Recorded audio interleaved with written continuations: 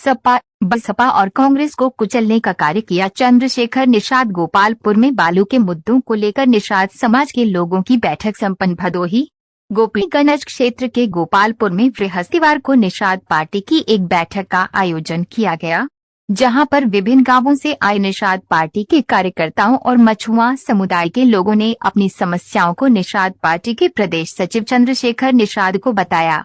निषाद समाज के लोगों ने सचिव जिसके माध्यम से अपनी समस्या सरकार तक वह जिम्मेदार तक पहुंचाने का प्रयास किया। चंद्रशेखर निषाद ने कहा कि बालू का खनन अब बंद हो गया है, जिससे निषाद समाज का जीवन अस्त व्यस्त हो गया है। रोजगार न होने की वजह से भूखमरी के कगार पर है। कहा कि मां गंगा पर पुत्रों का हक है, इसलिए बालू का कार्य निषाद को मिलना चाहिए। कहा कि सपा बसपा और कांग्रेस को छोड़कर लोग भाजपा का साथ दिया और भाजपा भी निषादों के हितों में ध्यान देना चाहिए। प्रदेश सचिव ने कहा कि सबके हितों को ध्यान दिया जाएगा।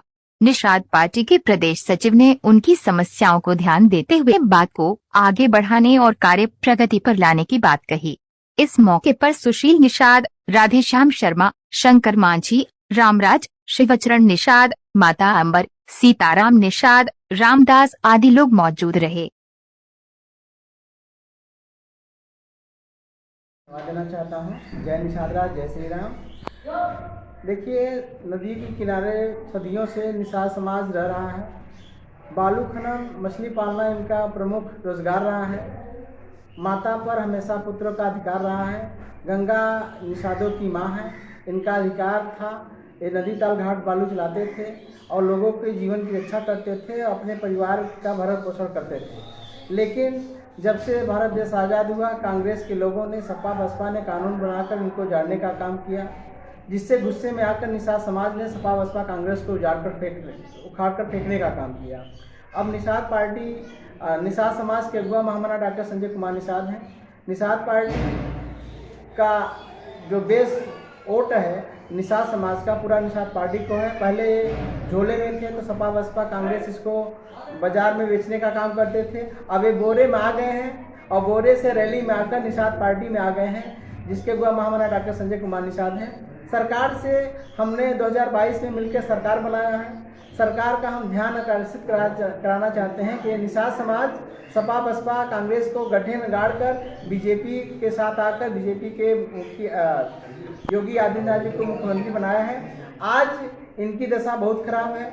निषाद समाज का जो रोजी रोटी था, नदी ताल घाट बालू इनसे छीन लिया गया है, कानून बनाकर इनको जड़ा गया है। तो सरकार से यही हमारा दरख्वास्त है, यही निवेदन है कि इनको पुनः कानून बनाकर बसाया जाए, इनको नदी तालाब का पट्टा दिया जाए, जिससे आप अपना व्यवसाय चालू कर सकें, अपने बच्चों को लिखा पढ़ा सकें और समाज में अच्छी ज़िंदगी जी सकें। आज ये भुखमरी के गार पे इनके बच्चे ना तो खा पी पा रहे हैं, ना तो पढ़ लिख पा रहे हैं। इनकी मानसिक दशा बहुत खराब है और ये लोग दिन पे दिन पलायन करते जा रहे हैं और अपने आप को बहुत थका महसूस कर रहे हैं। लेकिन अब भारतीय जनता पार्टी की सरकार है, निषाद पार्टी के साथ में गठबंधन है।